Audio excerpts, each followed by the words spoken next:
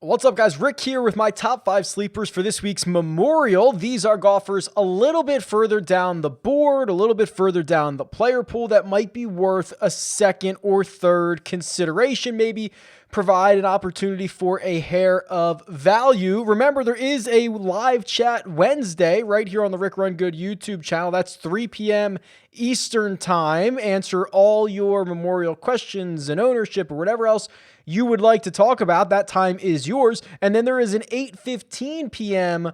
Eastern time live chat also on Wednesday. That's your Jock Market Power Hour. That is stock market DFS. A lot of big names in the field this week. A lot of likely value for those big names. That's what we see on the stock market side of it. So join us for that same place.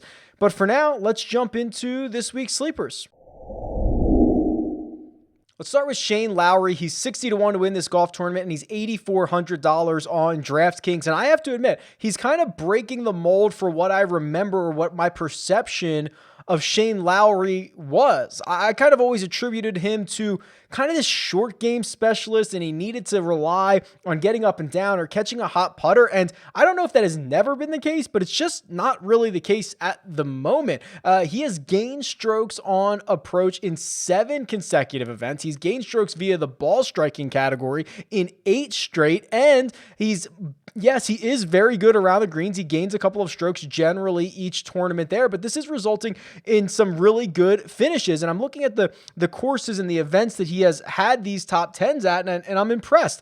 A 4th place finish the last time we saw him at the PGA Championship, a 9th at the RBC Heritage, and an 8th at the Players Championship. I mean, at least 2 out of 3 of those are very difficult, big-time golf courses. It's the Players, it's the PGA Championship. Shane Lowry really starting to make a lot of noise again, and we know that upside. We know that upside is major championship winning upside. So for me, Lowry is certainly getting a good, hard look this week.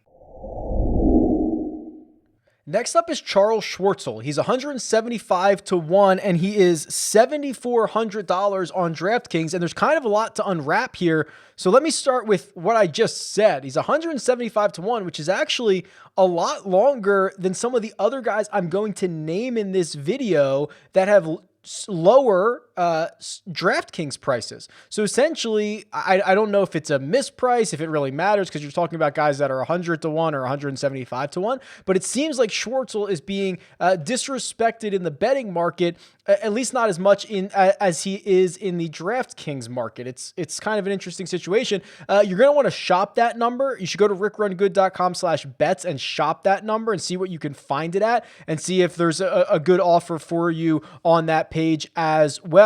And for me, I think a lot of people are going to look back at the results and say, okay, he missed the cut at the PGA Championship. I'm okay with that. There were so many players much better than Charl Schwartzel who did not find the weekend at Kiowa Island. That's fine. You look at what he did in his 5 starts prior to that. His worst finish was a 26th. That was at the Masters. He had the runner-up finish at the Zurich with Louis. He finished 3rd by himself, of course, at the AT&T Byron Nelson, the start before the PGA Championship. And he was doing it in a very sustainable, great way, right? Gaining a bunch of strokes on approach, gaining a bunch of strokes from tee to green. He has that really awkward, weird-looking putter that if he gets going and gains 2 or 3 strokes over the course of the event, he can certainly make plenty of noise, and we're starting to see that again. So Schwartzel, for me, the outright market, unfortunately, it's unlikely that he wins this golf tournament, but the outright market does dictate a lot of the top 5, top 10, top 20 numbers. So a guy who is seemingly as mispriced as he is, you might get some value in that top 10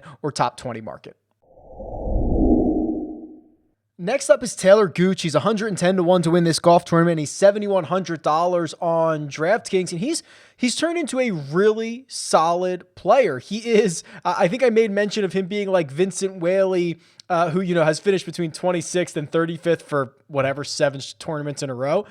Gooch is kind of like that, but just a little more volatile. It's basically between 14th and 40th every single start, and he's coming off that 14th place finish at the Charles Schwab Challenge last week. He's made the cut in 4 straight. He's doing it in a way, again, via the ball striking, and I think maybe the biggest takeaway that I have on Talor Gooch is the way that his peers talk about him. And this happened with Sung J M. This happened with Joaquin Niemann. And I'm certainly not comparing Talor Gooch's talent to either one of those guys. But when your peers start telling, and you keep hearing it over and over, how good this guy is, how well he hits it, that is a really great sign. And I think it is a matter of time before he kind of takes the next step, whether that's with victory or whether it's just contending more often. But I think that a place like this that's going to ask you to be exact with your irons, try to hit a lot of these little tiny greens, I think this is a good spot for Gooch to continue this run of success.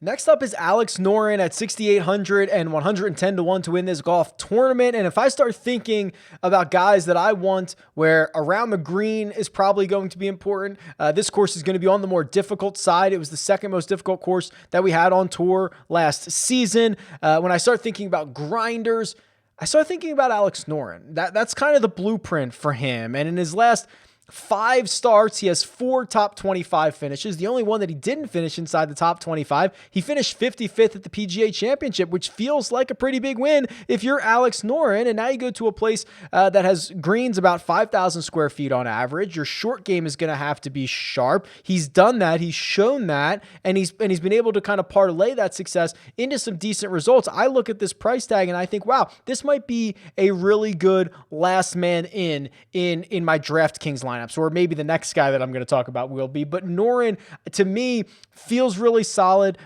He's just a seasoned vet, kind of gritty guy with plenty of grind in him. And I think that's the type of golfer that I want to get invested in this week. And then finally, it's Kyle Stanley. He's $6,100 on DraftKings. He's not even listed in some places because he was a late add to this field, so we're going to have to wait on that number. But this might be the Vincent Whaley of the week. This might be the guy very close to minimum price that a lot of people are on, and I understand it. He's coming off an 8th place finish at the Charles Schwab Challenge. Before that, it was a 26th at Quail Hollow Wells Fargo Championship. That's a difficult course. Start before that, a 39th at Valspar, and then he made the cut with his partner at the Zurich Classic. I mean, this is a pretty decent stretch of golf for Kyle Stanley, who for years has been, incredibly predictable, right? He's been great from tee to green. He's been horrible with the putter, and it's just really been more of the same in that department this year. So it's no surprise. And then you get to throw in the fact that, Kyle Stanley has played this event 3 times in the last 4 years, and 2 of them have been top 6 finishes. He finished 6th in 2017, runner-up in 2018. So it's going to be really hard to look past a guy very much, $100 away from the min price with all the studs at the top. It's going to provide you a lot of flexibility. It's going to be difficult to avoid Kyle Stanley this week. All right, that'll do it. My top 5 sleepers for this week's Memorial Tournament. Best of luck. I'm sure there's some guys I might have missed. I'm sure you'll tell me about those in the comments, or you can tweet me at RickRunGood. Let me know, and I'll talk to you guys soon.